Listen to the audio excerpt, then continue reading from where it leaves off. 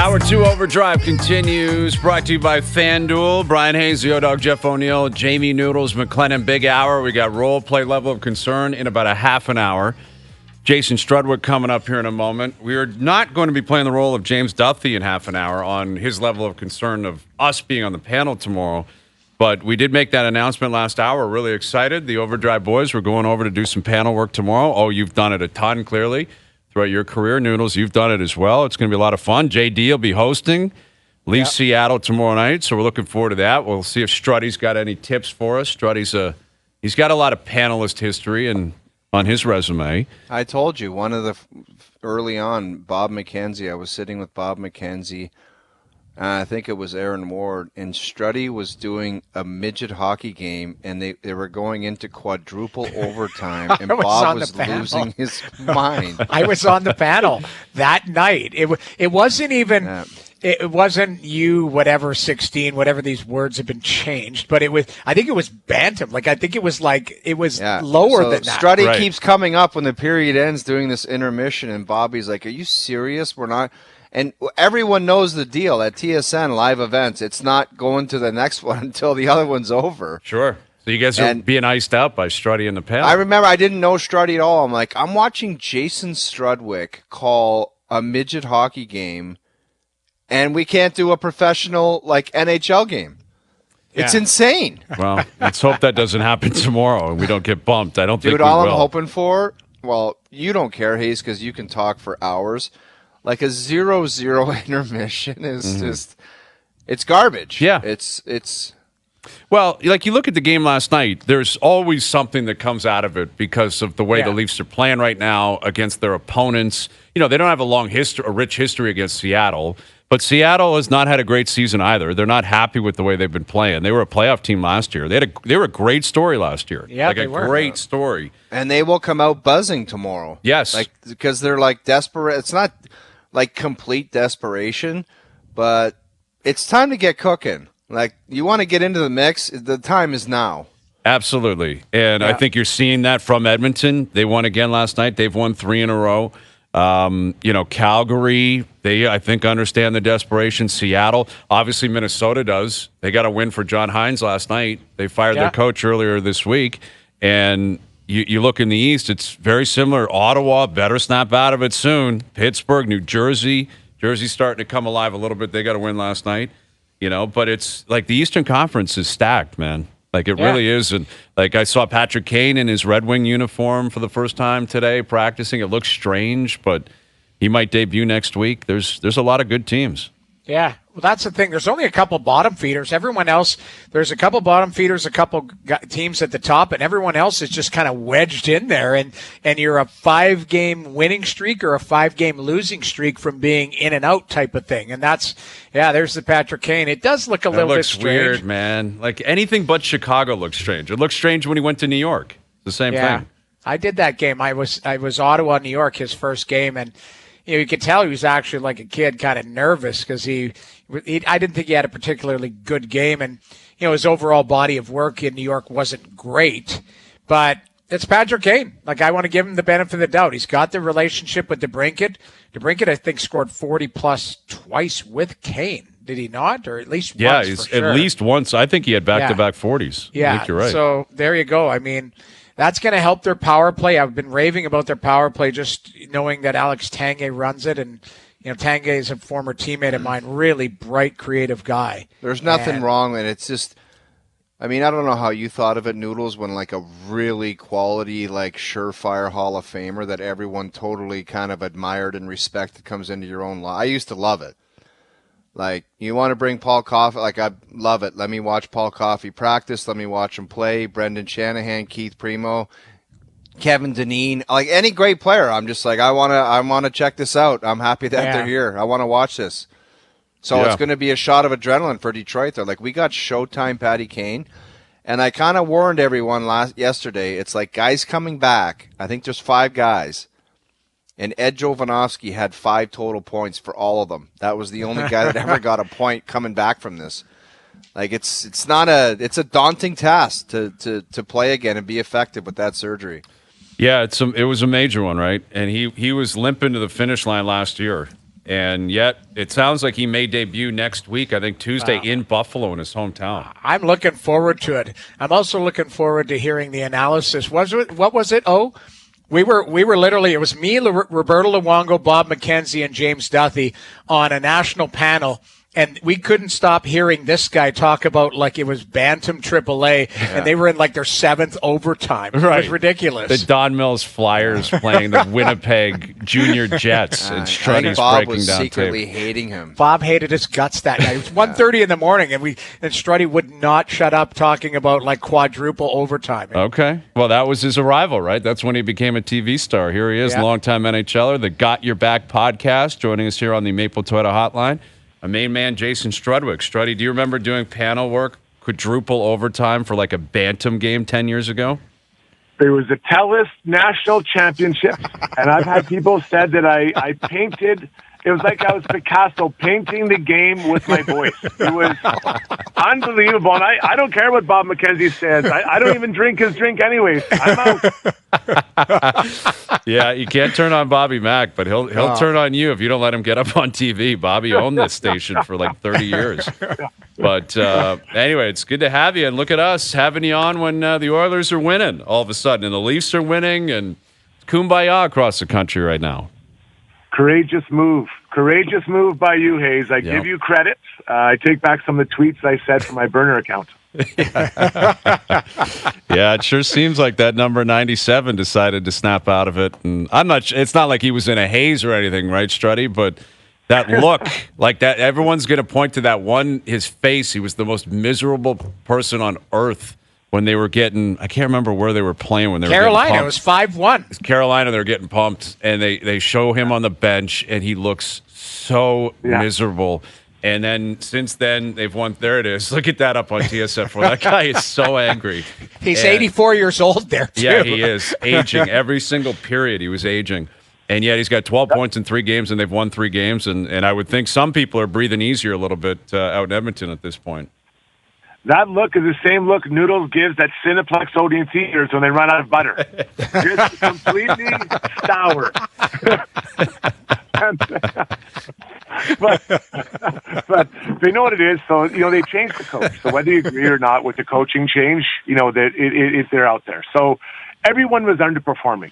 There was not a player, maybe Fogle, maybe Kane, and Zach Hyman, who's on a pretty good contract. I don't know if maybe you guys could have signed him. But anyways, when you look at what the team is doing now, they're playing with more energy, more jump. And I'm going to give a specific moment. There was a power play where McDavid passes to Draisaitl. He catches on his backhand and turns and shoot. And right away, Leon turns and points at Connor Brown. And the inside scoop says that Connor Brown invented that with Connor when they played in junior. And, on it goes. And it doesn't matter what he did or not. But that creates energy, and guys are loving it, and they're smiling. We hadn't seen a smile out of this group for weeks. And with good reason, they've been struggling. So that just continues to create energy. Now you're winning some games. Guys are unlocking their scoring. You got Leon scoring, Connor, Hyman. You got Kane, Bouchard's putting up points. But now other parts of your game unlocked. The penalty kill, under a new leader of Mark Stewart, sounds like he's running it. They've done really well since that happened. So the power play is starting to heat up. So it's funny how you get a little bit of energy, guys start feeling it, and so many parts of the game unlock. So, Struddy, McDavid's come alive, all the positives you just mentioned. But where does that leave the goaltender? Because Hayes mentioned at the top of the show, it's like he kind of tried to let the Vegas Golden Knights kind of take that one. What do you do with that? Is McDavid the answer to the goaltending, or do you stick with it and take the chance of getting your heart broken if they crawl into the playoffs and try to go on a run and it costs them again, and then everyone's going to say, how dumb are you guys to believe in that goaltending, and you wasted another McDavid year? Yeah, so it's his second year, Stuart Skinner's second year, and, is he ready to take that on? Well, he's working on it, trying to get there. But by the way, Struddy, I just want to mention, I don't care what year it is for Skinner. The point is you've got McDavid and Draisaitl in their prime, and you're taking a chance on a guy that got pulled 6 or 7 times in the playoffs last year, and do you want to take that chance again? No, and that's fair. And I think now that they've kind of climbed out of their tough times, I mean, the team's playing better. Now you can start looking at what really needs to be fixed. I mean, there was a few weeks ago that everyone wanted to trade everybody, right? So now you can look and say what needs to be addressed. And the duo of Skinner Pickard is probably not a Stanley Cup winning duo, right? So then you got Campbell in the minors. I know there's been people reporting that he'll be back up before Christmas. I don't believe that this is something you change with just one good game. I think this is something that needs time to be worked on and, try to find his game. So I wouldn't revisit that or even look at him until after Christmas. So that leaves you in a situation where you got to look for maybe potential trades. So who is it? Where's the guy? What are you willing to give up? Well, if you can narrow down what you need, I still think they need help on their third line. I'd like to see an upgrade on the D and then the goaltender. Now, you can't fix all of it with A-plus solutions, but which one's the biggest one? And it probably is the goalie. So then you go and try to figure out who that is or what that can look like. Or do you bring in another guy who's kind of like Skinner, who's, like that 1B starter and try to lean on that. So it seems like the waters have calmed a bit. And now you can kind of hopefully then get their head out of, into a playoff position and then really pinpoint what you need to fix rather than everything was on the table, just like I said, 3 weeks ago. With Jason Strudwick. Struddy, I'm sure you saw the Max Domi-Sam Bennett fight last night where it wasn't much of a fight. Like Bennett was throwing bombs. He didn't really connect, but that was going. I thought Domi came in third in that fight. Yeah, it was not really that close. But I will say this: you knew Bennett was pissed because Domi popped him earlier in the game, and then Bennett threw a big hit on Domi, and I credit Domi because he was like, "Let's go," and they went. And Bennett's tough, but Domi chirping the bald head afterwards. Where do you stand on chirps after a fight, and especially after losing a fight? Yeah, I love it when guys would chirp you after a fight. Usually that meant they felt they didn't do that well. So, my way, not that I beat up many guys that weren't really, I'd like to beat up the smaller guys, the Ray Ferraros of the world, right? But the bigger guys, I barely... Did you ever chirp anyone, Struddy? Who, did you? No, did you ever chirp like a prominent guy you respected and said something you regretted, like you're a bald bastard or something to some guy that you had a lot of respect for? No, you know what? I had too much, I had too much respect for those guys. And quite honestly, it wasn't like my team wanted me out against Merrill Lemieux.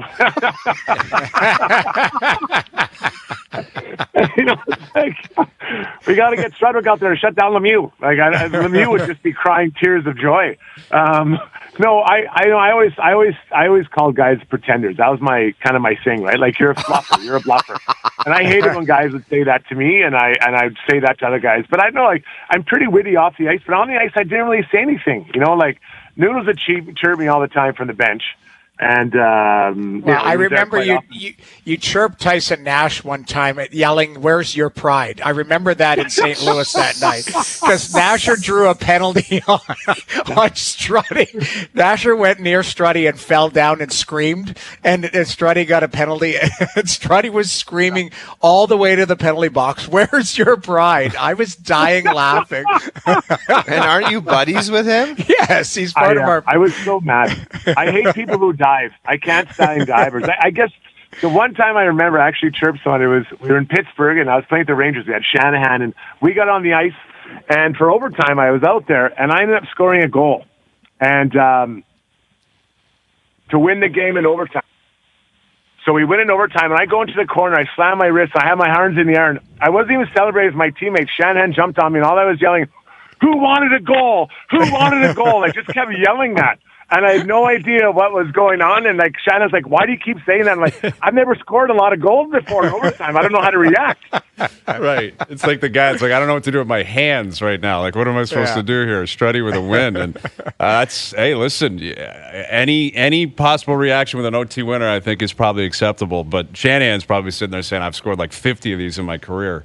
OT winners. Yeah. What the hell are you talking about?" But yeah, I don't know. Nice. They weren't that nice, though. That was a nice one. That was a nice one that you scored. But yeah, the last night up here in Toronto, I mean, there was some rough stuff. And Florida, they've been known for that. You saw the night before what they did in Ottawa, like the Tkachuk brothers and Matthew Tkachuk in particular. Like, I don't know how you can praise this guy enough. Like, ever since he showed up in Florida, it's just been like, as a rock star, and he drags him into the fight. And like, that Florida team's a serious team. And really what they've done is taken on the personality of Matthew Tkachuk. Yeah, he battles, doesn't he? He gets in there and he battles so hard. I was watching that game, and what blew me away was when all the players on the ice got the 10-minute misconduct. Like, what a break. You just go sit down and relax. Like, that is, I've never seen that before. 10 hanging out at a time. Like, O-Dog, you and I would have loved that. Just go and visit in the corner. Absolutely. Take your 10. That goes on the hockey DB, right? Those count as penalty minutes. You get credit for every one of those if you get a 10-minute misconduct? I don't think so. That's a good question. I don't know. I mean, I think the 10 I know you minutes do for count. 5-minute major and 2s and stuff, but does 10s count against it? Maybe not. Because those goons back in the day would have been taking 10s all over the place. But they did. That's why they had 500 minutes. Andy Bizzo, do you remember that guy? That guy had 500 minutes, I think, in the AHL. Like, that has to include 10s, does it not? Yeah, you would. Yeah, I'm pretty sure, because the Western League was the only place. It was a man's league, and they didn't count 10s. And the OHL, you got a 10 for like skating offside and warm up, right? I love skating over the red line. It's such a ridiculous myth. This It idea is. that Like, the these O losers from wasn't the top. WHL, they just think they're like, well, our road trips were like 2 days long. I You know. guys go from Oshawa to Peterborough. It's Meanwhile, such a where joke. did Bob Probert play, Junior? Pretty sure he played in the Ontario Hockey League. Yeah. I remember when I started going to training camps, I'm like, where's this guy from? Oh, he's wearing a gold chain and he has greasy hair. Let me guess. Sarnia? Sarnia's got a lot of that. But actually, that'd be a good thing to look up, like the heavies, like Probert, Domi, Ray, all from the Ontario Hockey League. Like Rob Ray, Ty Domi, Bob Probert, all Ontario guys.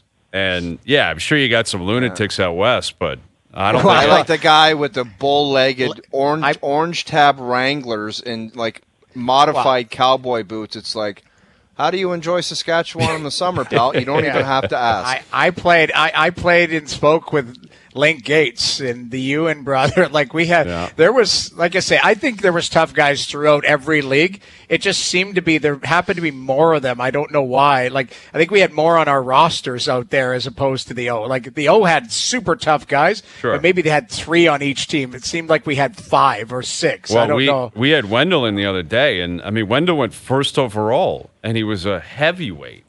Like that's probably a good example of it, right there. I want to say, did they hand out gold chains when you guys went to camp in the OHL, or what did they do? I don't know where this gold chain. Gold chains. You wore a chain though when you were playing in the O. I think. Yeah, I didn't you? did, but it wasn't gold. It was like platinum. I guarantee it was gold, dog. I know I've hit a soft spot here. You had a gold It's gone chain, quiet. and you had a family-sized bottle of Drakkar Noir to spray across your body. Dude, everybody I had know they Drakkar were- Noir. I know you had Drakkar Noir too. No, we used to have the Brute kits. That's where you'd win the Yeah, Brute Brute kit. Fabergé, OHL player of the game. I had a closet full. And then this is how I was identifying. There was a rat tail and usually a unfitting pair of Jordache jeans. That is the OHL. That was their family dress, like Halloween. Yeah, I'd love to see what that looks like now. It's probably guys in like painted on pants. You can see their ankles. Like styles today are totally different. But The best. yeah, Brute. Are they producing that? Is Brute still around? Is that The being Brute manufactured? kits. I don't know. That was You skate out for first star, you get a Brute kit. Like you had them in your stall. There was That's 10 of great. them there, always. all right. All right, You Johnny. didn't get that many stars, Noodle. Slow down. Keep in mind, that's when I was good back then in the Western League.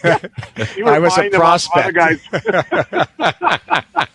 All right, Struddy. Well, it's good to have you on with the Oilers starting to win some hockey games. We're rooting for you guys. You know that. Eastern Canada, we're always big supporters. We don't hate on the rest of the country like the West hates on us. Do you have an update for me on Mitch Mariner's chin? No, I think he'll be wearing a cage tomorrow night. I thought that was a ballsy return, though. I mean, Yeah, I think a I lot of agree. Western Hockey League players would have pulled the chute after taking a clapper to the face.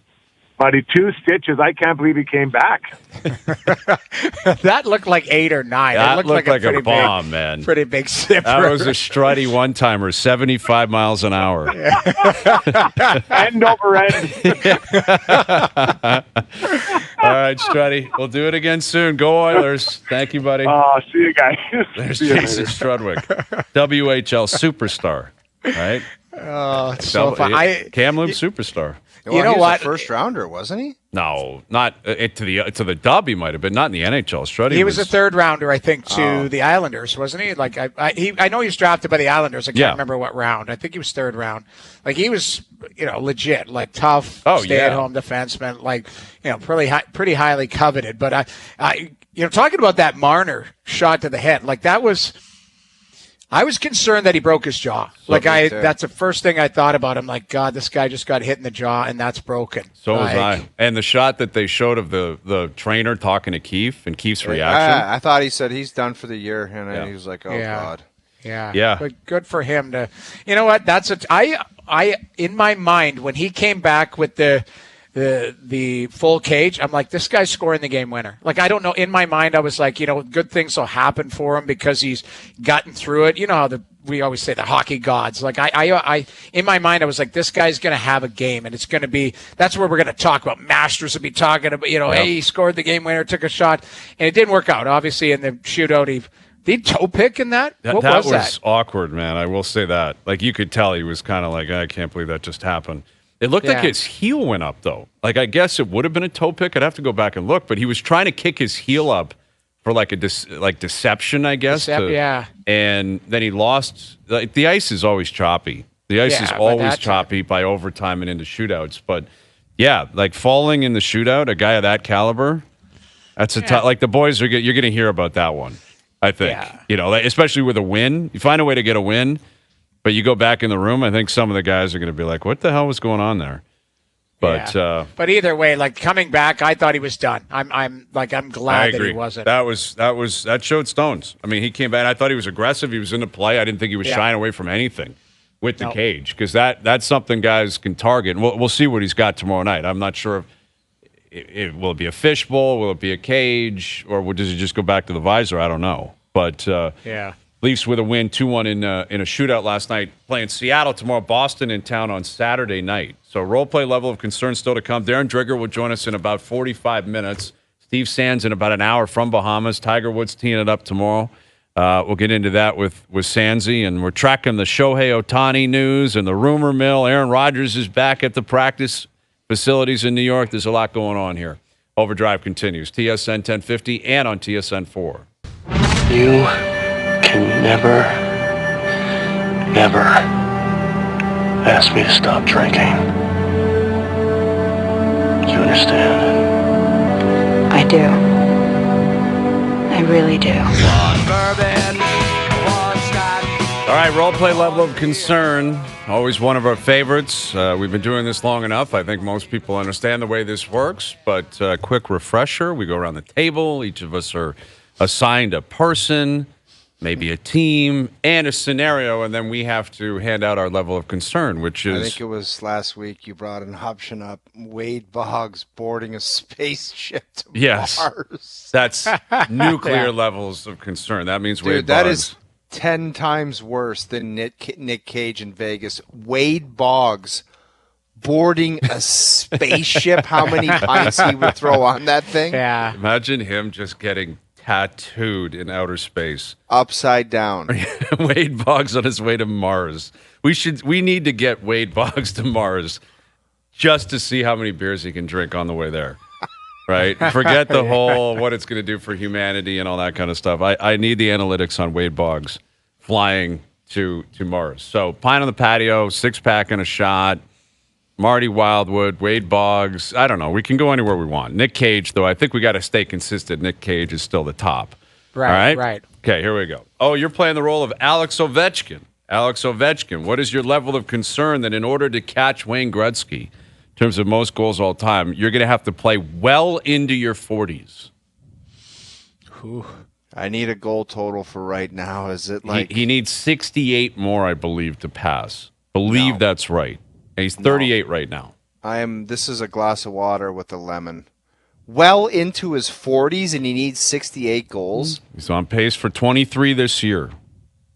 Oh. Start doing the math. Like, again, he's got 5 this year. He's on pace for 23 goals. That's 18 more. All of a sudden, you're looking at it, and you're like, all right, he's 50 back. Do you think he can do 50 in 2 seasons, or is it going to be 3, 4? All right. I'm a six-pack. I'm just saying. I'm a six-pack and maybe a chilled shot of Grey Goose because it's a difficult thing, man. It's like I never played. Like I left kind of on my own terms, and I've never been around when kind of the wheels just kind of fall. I'm not saying that's what happened, but for a guy that scored as much as he has, he's usually got 20 goals by now.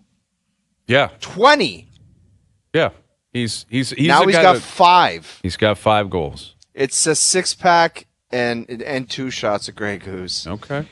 I'm a pint on the patio because let's say he gets 25 goals this year. That knocks it down. Yeah, he needs 50 or 53, whatever it is. Like, he'll be 39 next year. You're saying well into his 40s. Mm-hmm. I think he gets it done when he's 40. Okay. Maybe 41. So that's not well into his 40s. Like, well into his 40s is 44, 43, 44 type of thing. He's going to do that health-wise, and this guy is healthy. And not to mention, like, Washington had a slow start. There was a time where they won 5 in a row. They creeped right up in the standings. Now they've lost a couple in a row, so that is concerning. But I still think I wouldn't be surprised if this guy ended up with 30 this year. I wouldn't be either. He's a streaky goalie or streaky goal scorer. I agree. And you look at it, he's still playing like 20 minutes a night. He plays every night, and he gets shots on net. Like he has lost a step. They don't have a ton of talent. Backstrom's done. But he's still top line, top power play. He's gonna shoot for volume. Pucks are gonna go in. Like I still think he scores 25, 30 this year. But he's getting up there in age, and if he has an injury, then all bets are off. And the older you get, the more likely that can happen. And I hope for his sake and the record's sake, it's not 4 years down the road, 5 years, and he can barely skate. He's just it's. Dude, I thought he'd have 12. Awful. I thought he'd have 12 by now, alone on the power play. Yeah. Alone. Noodles, you're playing the role of Maple Leaf GM Brad Treliving. What is your level of concern with the injuries piling up on defense? You'll be forced into overpaying for defensive help. Marty Wildwood. 6 Busch Light, 6 Bud Light, and I love them, tall boys. All right. Because it's creeping there. The Giordano injury, I think it's big on a lot of different fronts. Here's a 40-year-old guy that you were expecting to be your 6'7" guy if things were, had trended in the right direction. Instead, he was playing critical minutes, and now you're going to miss him. And we all love Gio. Gio's an absolute warrior. And, you take him out of the dressing room, you take him out of the lineup, you got the Klingberg injury, you got the Liljegren. Like, now you're looking at names that, you're having to check hockey DB. And it's like, okay, this guy's come up, and the teams, I know their depth gets challenged, but it's being challenged really early into the season. So now everyone wants to throw you a lifeline, and it's going to be an anchor going, yeah, we'll give you that lifeline, but it's going to be first round or second round or top prospect for maybe a 3, 4, or 5, 6 defenseman. That's what I'm concerned about. So that's why I'm Marty Wildwood. I think that's reasonable. I would say their top 3 defensemen are still available, right? Riley, Brody, and McCabe are the 3 guys you expected to anchor the most minutes, play the biggest roles. They're still available. McCabe's got to play better. Got to be better. Yeah. He's got to play better. Yeah, he's got to be better with the puck, like in particular. Like the amount of kind of soft turnovers and... Well, they all do that, but he has to himself be better. All-around game. Yeah. I'm not arguing with you on that. But, yeah, I think they have to address something here because if it's going to be long-term, I'm guessing Lagesson goes in. You've got Benoit. It's similar to what they had a year ago, right, where they had a lot of injuries and it was patchwork and they put it together and it worked for them. It pushed all of the whole team to kind of sink in, and I thought the forwards played better defensively. Played incredibly well defensively with that patchwork decor last year. Mac Hollowell and Victor Mete were a pair. Right, exactly, and that's not far off, Benoit and Lagesson effectively now, but it's dire. Like, are you going to go down that road twice and think it's going to work again? You might be playing with some fire, especially with how, the East and the Atlantic, I think, are deeper this year. But, reasonable amounts of concern on that one. All right, I'm playing the role of Bills head coach Sean McDermott. What is my level of concern that if the Bills miss the playoffs, my job security is in jeopardy? I'm actually going to surprise you guys on this and say I guess I'm a 6-pack and a shot, but I'm not Nick Cage. Drugs, I'm not Nick Cage, and here's why. I heard there's a guy up in Toronto on the show OverDrive. We get it across the lake. He was making some good points about how this is a small market that has not won anything in 20 years before I showed up. And I got them to the playoffs. I was the guy who pushed them over the line and got them there. The Bills are 6-6. They still could end up with a winning record. I don't think they're going to fire Sean McDermott with a winning record. They maybe should. There probably is a more creative coach out there that can maybe unlock a completely different offense and move Josh Allen in a different direction. But I'm not convinced they will. And I think if you're McDermott, you're probably realizing that history's on your side. And secondly, what he is a guy that he runs a good program. So even if he does get fired by the Bills, he'll get scooped up again immediately. Immediately he'll go somewhere else. He'll go to the Bears or he'll go to Carolina, and he'll completely take over a program that is in shambles. So you don't think with the way how crazy fans are and the demand for change, if they miss the playoffs in their window, he doesn't get canned? I think that's an insane comment. I think in a lot of markets he would. A lot of markets he would. I'll bet you $5,000 if they miss the playoffs, he gets fired. All right. I'll take that bet. Good. Really? There you go. All right. You think there'd be public pressure, though? You think there'd be public pressure if they miss the playoffs? No, that team has Super Bowl aspirations and they don't make the playoffs. And with how clumsy and goofy things have been, the coach gets fired, man.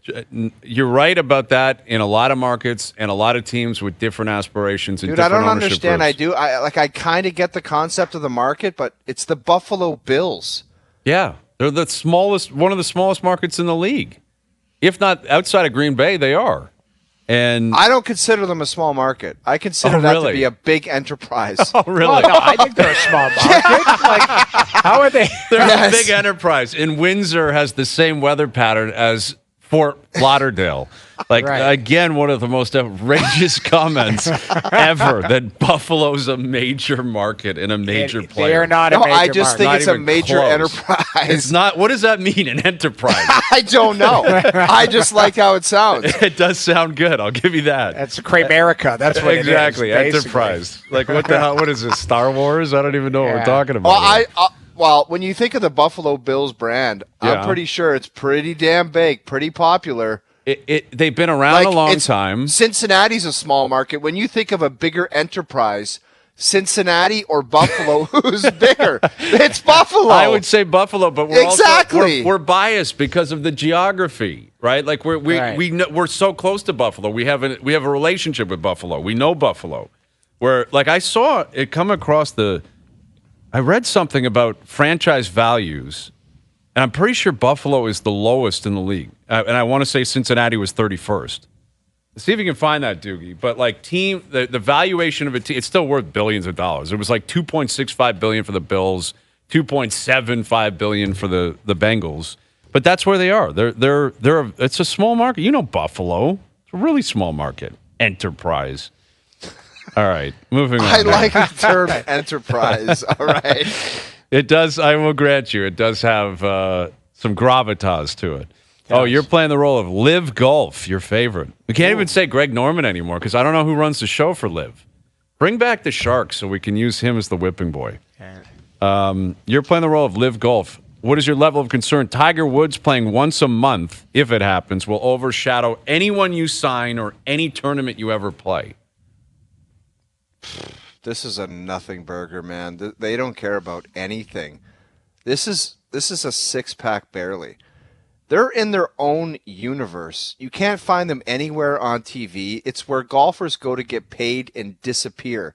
That whole enterprise has gone dark, and you can't even watch it. And by the way, if you do ever catch it, it's the most garbage production you've ever seen. Yeah, it's like a colorful leaderboard. I honestly didn't know what the hell was going on.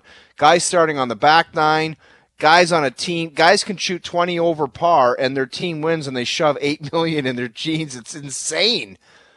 Yeah. I just think they're so far separated. It's honestly the golf league where guys go to get paid and just disappear. Cam Smith was on top of the golf world. Cameron Smith from Australia. Have you even heard that guy's name in the last year and a half? The answer's no. No, he was just playing at that Aussie Open, and I don't think And he played like garbage. Yeah, he didn't play well. I don't even think he made the cut. I'm not sure. I know. Was it Minwoo Lee who won it? I think so. My guy, and he will be high on my radar. Minwoo Lee, the chef they call him, is dialed in. He loves a turtleneck and an Oakley glasses. Too, does he love a little tight mock neck and a tight trouser? Yeah. But he can golf his ball, man. Yeah, he can. He's a player. With that little cookie duster he's got, he loves his look. He loves it, Minwoo Lee. Yeah, he does. He has an enterprise cooking, man. He does. That is an enterprise. Yeah, that is an enterprise. Well, I mean, there's all these rumors, though, about Rom and Shoffley and Cantlay. You know, Homa apparently was offered $600. Yeah, I don't think that's true because anybody in their right mind's taking $600. Right. But if that happens, Liv is obviously still trying to activate some sort of reaction. And like I honestly, I'm kind of playing off a theory that I think Tiger is saying he's going to play more to because he understands how beneficial it is for the tour.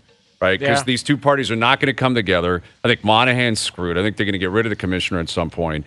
And he's probably understanding there's rumors out there like maybe Rom flips, maybe Cantlay goes, maybe Shoffley goes.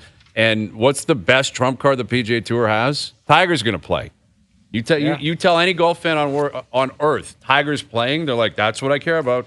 That's what I want to watch. All right, Noodles, you're playing the role. This is one I didn't see coming. Ooh. But you're playing the role of Dak Prescott haters. Okay. All right. There's a lot of them out there. What is your level of concern that Dak could win the MVP this season and drop the mic on you clowns? He's playing great. Statistically great. He is, but I top just, 5 for the MVP right now.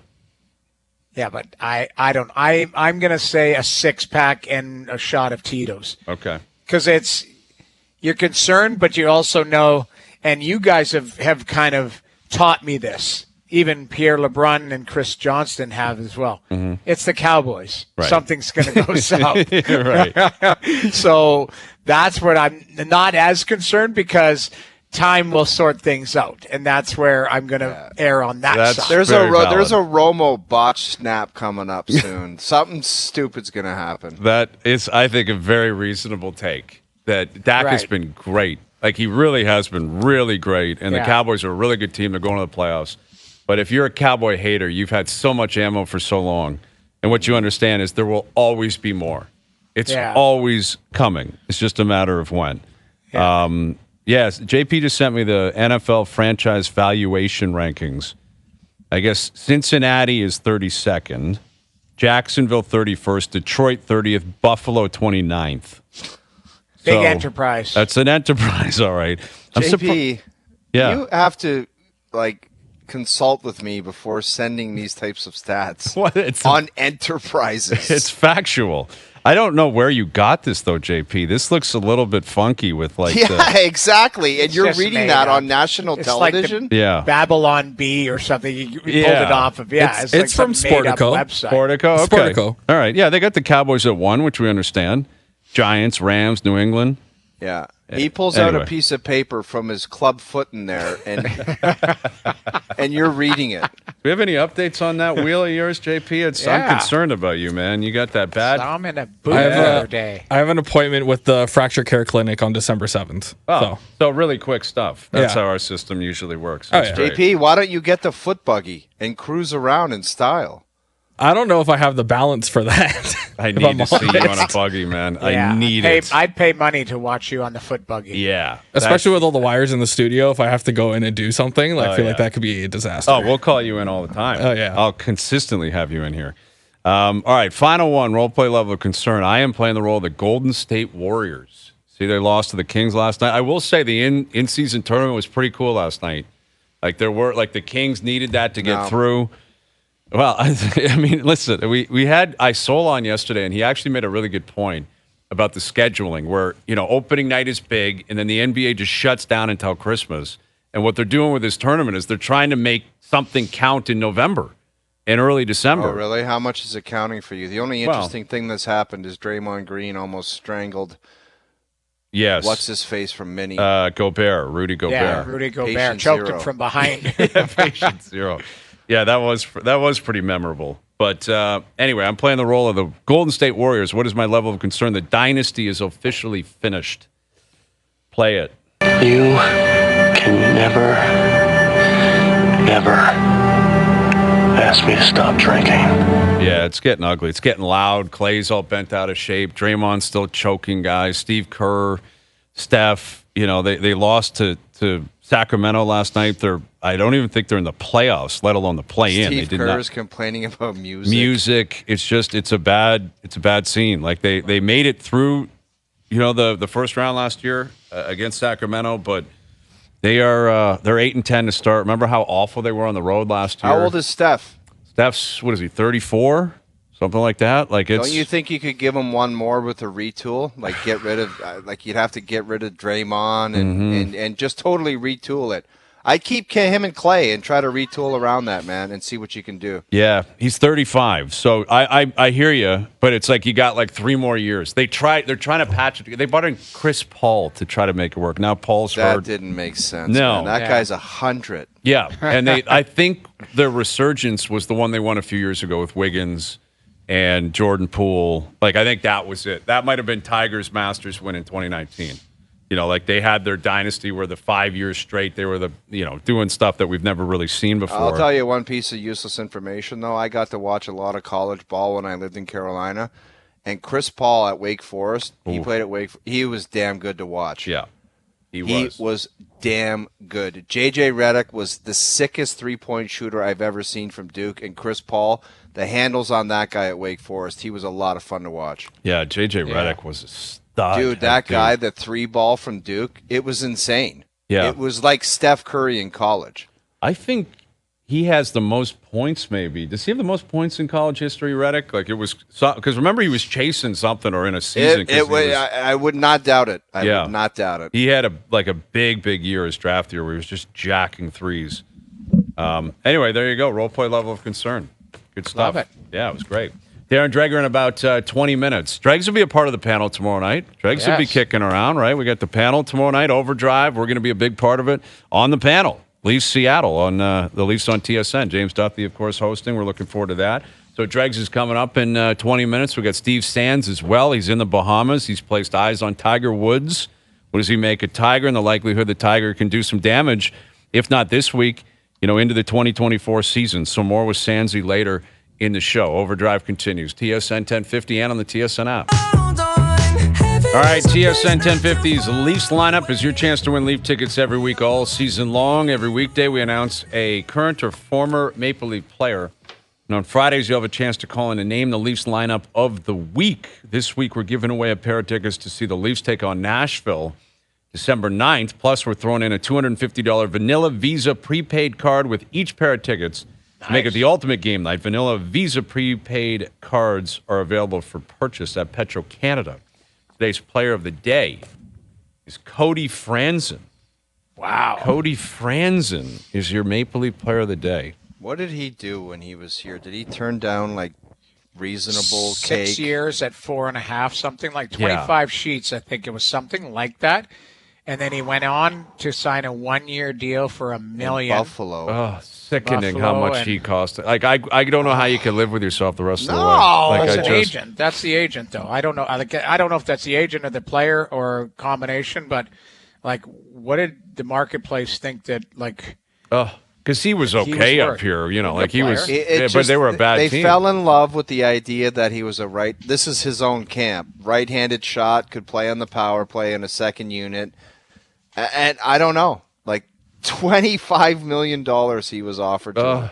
Sickening. I mean, it was, there were a couple of those deals where the Leafs just got lucky because they tried to sign him. They tried to sign Dave Bolin, tried to give him a long-term 5 years contract. at 25, I think. Yeah. And then Florida, he took the Florida deal, and then a year in, he was done. He had the injury, and I think he had to retire because of it. Yeah, exactly. No, I guess he would have gone on long-term IR, but still, it's...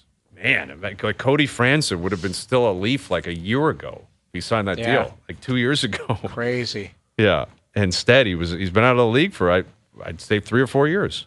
Yeah. Man, oh man. That one hurts. Yeah, that one stings. But Cody Franson, your player of the day. So more on the Leaf win last night.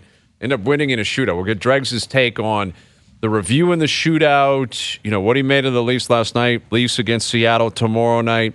You got McDavid on fire. The Oilers winning a game last night. There's a lot going on in the NHL. So Darren Dreger will join us in the next hour. And Steve Sands of the Golf Channel at NBC coming up. Pretty sweet gig for Sandsy down in the Bahamas. Yeah. And I guess Tiger played 9 today. Didn't play 18 of the Pro-Am. Apparently that was always the plan. He only played 9 holes. Even par, 2 birdies, 2 bogeys, 5 pars.